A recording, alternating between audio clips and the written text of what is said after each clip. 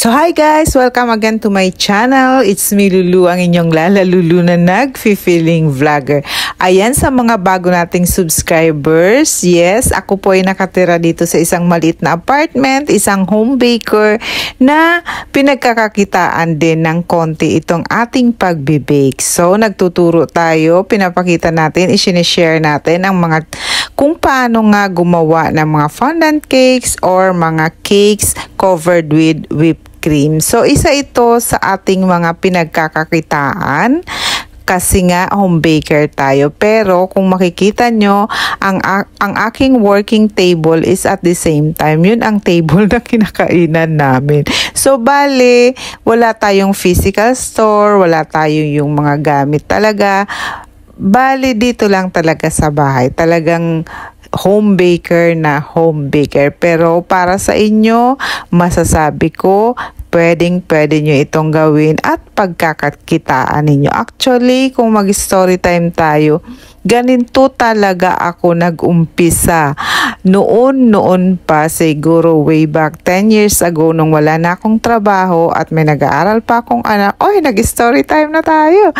Dito na ako kumukuha ng pang-tuition ko sa paggagawa ko ng cake. And awa ng Diyos, tapos na siya.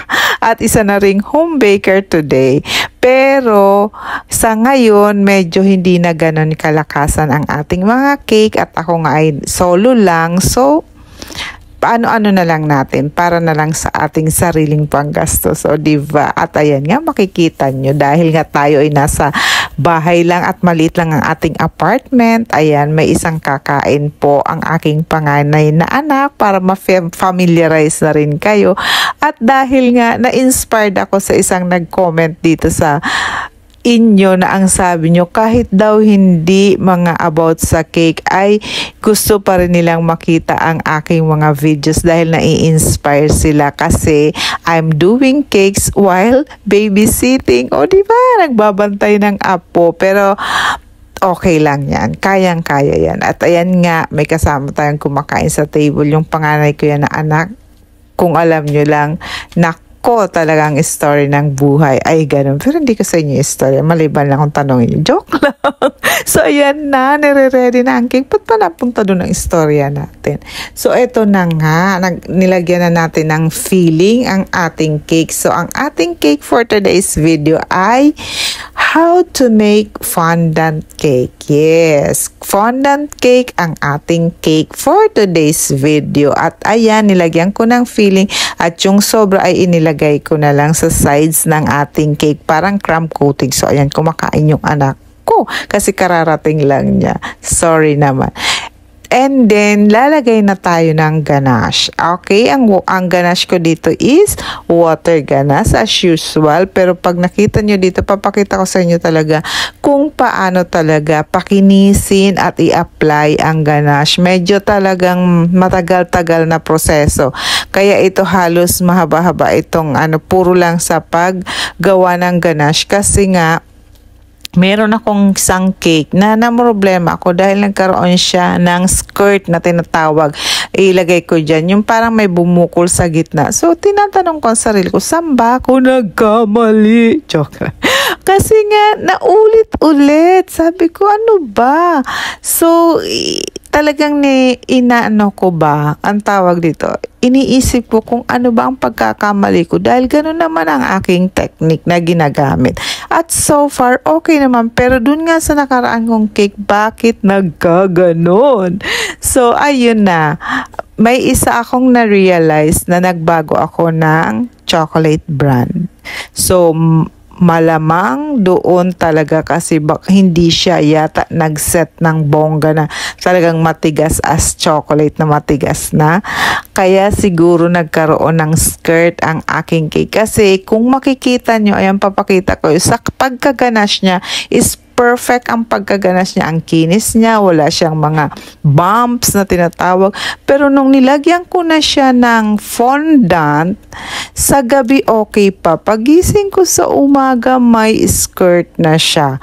So sabi ko, ano bang nangyari? Ang ganda naman ng pagkaganas, nag-set naman ang ganache. Pero although nung nilalagay ko pa lang yung fondant, medyo malagkit-lagkit pa si fondant. So hindi na nga ako nag-apply ng water na pandikit or kaya ng shortening kasi sabi ko didikit na kasi parang moist pa ang ganache. So ayun nga, ikinover ko, na cover naman siya ng maayos at pantay naman siya. Pero nung pagising ko na sa umaga, yun, na-shock na ako kasi meron na siyang skirt. So nag-umpisa sa ganun, tapos nung dinala ko na siya dun sa event, parang mas lumala. So, doon talaga ako napatanong, bakit ba nagkaganoon? So, ayun na nga. Ang kasagutan at ako rin lang sumagot ay sa klase ng cake or sa brand ng chocolate na aking ginamit. Kasi nagbago ako doon kasi medyo naghanap tayo ng lesser price. So, ayun na nga. So, hindi tayo dapat nagtitiwala sa ganun. So, ayan, balik tayo sa dati nating ginagamit. So, itong ating cake na ito ay ginamit kong chocolate. Dito is yung Sivona. Ano talaga siya? Trusted na talaga siya. O, diba?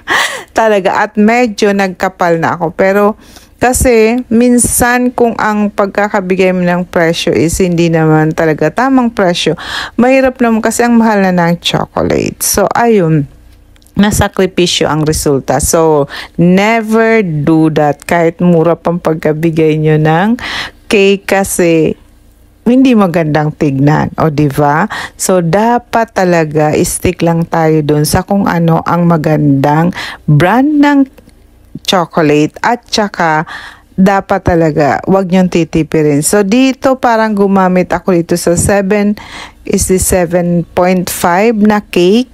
Gumamit ako dito ng almost 3/4. I mean, 750 grams na chocolate. So, hindi ko siya tinipid kasi kailangan kong habulin yung maibang mga dapat habulin. O, diba? Medyo napakapal nga ang chocolate. Pero wala akong narinig na feedback na, ay, masyadong makapal ang chocolate. Wala akong naririnig na feedback na ganun. Siguro gusto naman nila. Hindi kasi ako nagtitaste ng ganitong mga cake. Kasi alam nyo naman. So, ayan, patuloy tayong nagpapakinis. O, diba? Nilagay ko yan sa ref. Siguro 3 times ko yan nilagay sa ref. Pag-apply natin, pag medyo okay na, nilalagay ko sa ref, then ibinabalik ko, then another pagpapakinis din lagay. Ang paglagay naman sa ref is mga 10 minutes lang, just enough na parang nag-set lang siya para tuloy-tuloy ka. Wag naman yung 30 minutes. Ano pang magagawa? 10 minutes lang, just na mag-set talaga ang chocolate. Wag niyong tatagalan kasi pag matagal, yun ang magkukos ng pagmumoist ng inyong cake, lalo pag nilagyan nyo ng fondant. Kasi magkakaroon ng pagbabago sa temperature.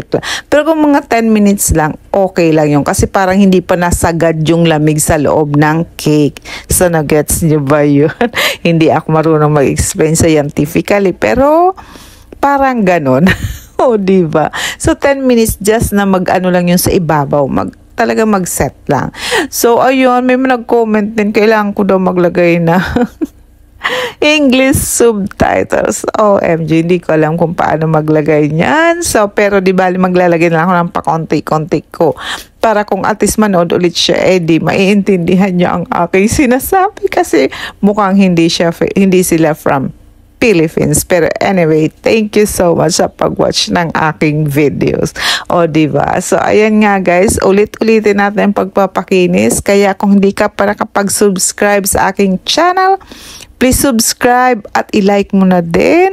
At huwag mo kakalimutan pindutin ang bell para lagi kang updated sa ating mga videos. So, sa nakikita nyo, tinatanggal ko yung crown or yung excess na chocolate sa ibabaw para ma-achieve natin ang sharp edge na fondant. So, ayun yun. Isang technique yan para magkaroon kayo ng sharp ganache. Parang ipapa-crown mo siya. Parang pasosobrahin mo yung chocolate ganache. And then, ilalagay mo sa ref ng konting oras. Pag tumigas na, tatanggalin mo na. Katulad nung ginawa ko, tinanggal ko siya ng matalas na parang blade. So, ayan. Then, saka mo na siya pakikinisin ulit. So, isang technique din yan para ma-achieve mo yung sharp edge na tinatawag. So, ayun nga. So, tuloy-tuloy ang pagpapakinis natin. O, diba? Medyo matagal kung iisipin, no? Naka times 2 pa yan sa ano natin, sa bilis. So, what more sa personal? So, medyo talaga may kahirapan. Pero anyway, i-enjoy natin itong, nakaka-enjoy naman talaga ang paglagay ng ganache. Diba? Para sa akin na i-enjoy ko yan. So, ayan. Kaya, okay lang. So, ayan. Pakinisin na ulit natin ang sa ibabaw. Oh my God, bakit ang tagal nito? So, ayan na nga ang finished product. At dito naman tayo sa paglalagay na ng fondant. So, ang fondant ko ay yung marshmallow from scratch. O, ayan. So, ilalagay natin ang dali at may isa na naman tayong technique dito para mas mabilis nating malagay ang fondant, di na tayo mahirapan. So nakita nyo, tinanggal ko, ayan, may batang naglalaro ng flour or ng cornstarch, o diba? Ayan, at naggawa ako dito ng box. Alam nyo ba, pagkagawa ko dito ng box, talagang in-square ko talaga para maging square box. At saka ko siya binalutan ng fondant. Ayan. Kaya ganito ang resulta ng ating cake. Hindi na natin na isa-isa. Yun lang po. Thank you so much for watching and God bless. Bye!